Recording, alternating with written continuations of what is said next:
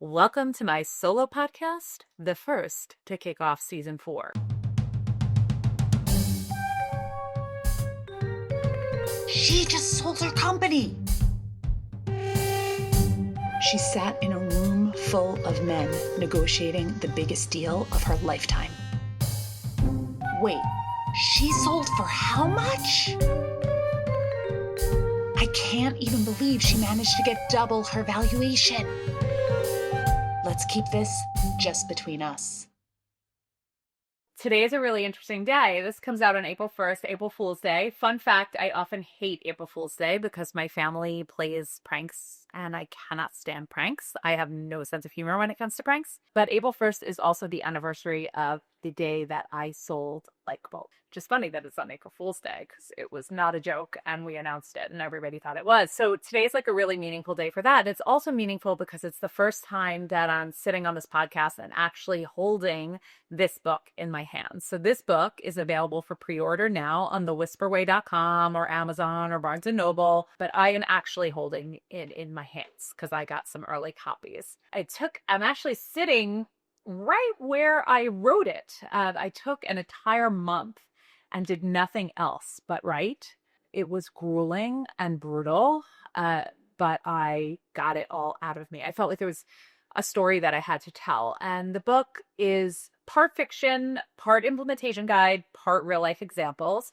It's a story of 7 women who come together on a retreat to workshop their businesses. Each of them have a different challenge with their business that relates to one of the parts of Whisper, either their why, their how, their income, their secret sauce, their profit, their executive team, or their roar factor, their confidence. And it was a type of thing where I wrote it.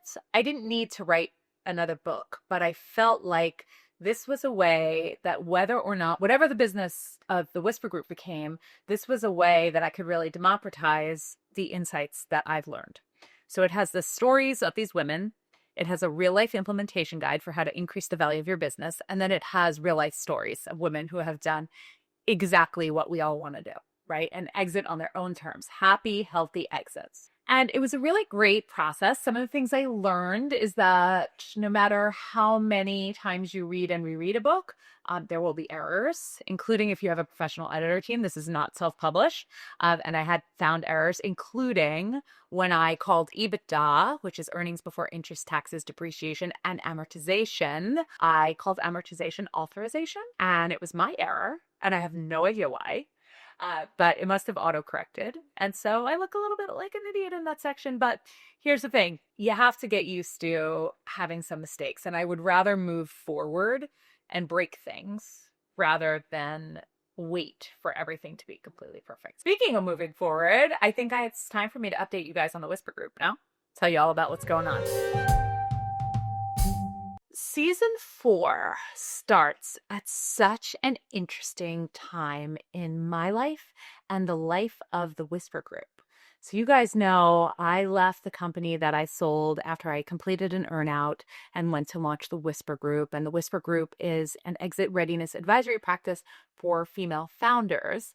And at the time of this podcast, we're going to be about 9 months in to this fabulous, exciting, crazy, terrifying experiment. And last time I did a solo episode at the start of season 3, I talked about how I really ran myself into the ground and how I was going to prioritize self-care and I was going to start the new year off more intentionally. And so how did I do with that? There are so many random things that I think I probably wouldn't talk about if, once I'm on the other side of the rainbow, right? Once it's done, there are things that I won't remember. There are nuances or experiences or moments that I will forget. And I'm realizing this because when I talk to women who are earlier stage again, now that I'm living in it again, I remember how it all feels. And I'm going to share with you a really interesting thing that I'm probably not supposed to say. I'm public right now. I'm supposed to tell you I'm so confident. I'm so great. Everything is working great. It's going to go great. The hardest thing I've experienced with the Whisper Group is my own mindset.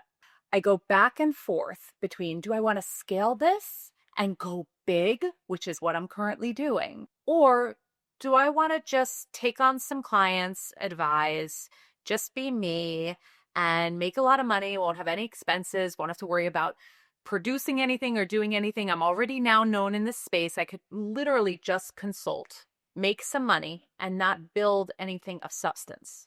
So that's like a little bit more of like just sort of building really slowly or going all in. And the amount that I vacillate, dependent upon the day and dependent upon getting a yes or a no and dependent upon all of it, it's really there. And a lot of times I sit on these podcasts and I talk to women about how they didn't have doubt or they just went for it. You know, I talk about that all the time, like the women who have the 9-figure exits, they had no doubt, they're all in. And then I think to myself, like, am I not one of those women because I have these feelings? And I don't know the answer. The only thing I could tell you is that I know that my headspace will make or break me. That I know. In my effort to scale, I hired a lot of people. You guys know I invested in content and filming all of this stuff before the Whisper Group was even really a thing. Like, this was the first thing I did. I said, okay, I'm going to do a podcast. I'm going to make really well-produced videos. People are going to know I'm serious and I'm going to change my brand. And I did that and it worked and it allowed me to get more bullish. And then I said, okay, I'm going to build an advisory group and I'm going to hire people and I'm going to do all of this stuff. And I did. And I will tell you that having good people makes all of the difference. But what does it mean to have the right people? Like, how do you know that they're the right people? And a lot of times you have to experiment before you really know. I've been really slow about adding on official partners, right? I add on advisors who do work with me, which is fantastic. But bringing on a full partner has been a really big journey for me, and bringing on like who's on the core team and figuring it out. And one of the things that I've struggled with is there are a lot of people who want to work with me, and there's a lot of people who I enjoy working with, but there's limited capital and there's limited time and you don't have too many cooks in the kitchen and trust is built over time. And so all of those things in play make it challenging to decide how to structure, who to build with. What I've been saying is with this is like, I am testing everything. I am open to what the universe has to offer. And I feel like I will know, and I'm starting to know in the exact right moment, who the long-term players are, if that makes sense. Because entrepreneurship is a lonely business when you're on your own. And I don't want to do this myself. I don't. But knowing who to partner with. My last partner was my husband. He is my ride or die. Okay. Like there was no, if that didn't work, there would be bigger problems than it not working. Right. Like that was big. And thinking about now who I would partner with, you know, that's really where my focus is for the next, by the time we talk on the next season, I'll be talking to you about, you know, where I am with partners. So the things that I really learned, I guess first would be my mindset makes or breaks me. That's for sure.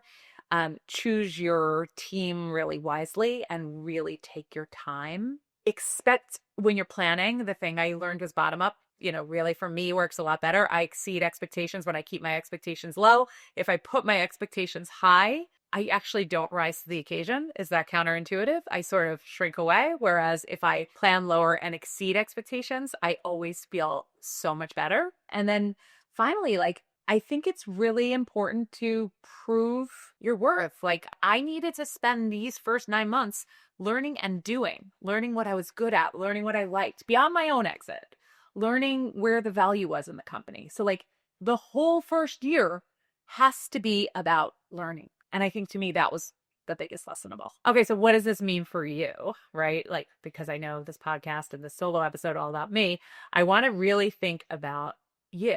And so if you're starting, if you're growing, just know that in the beginning, it's all about learning.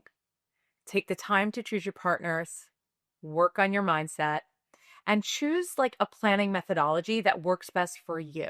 Not everybody follows the same plan. Not everybody follows the same advice. I think I'm kind of counterintuitive that I do a bottom-up strategy like that. But yeah, I mean, just do it your way. And I'm so excited for you to take that journey. and to listen to the incredible stories of the women on season 4 of The Exit Whisperer.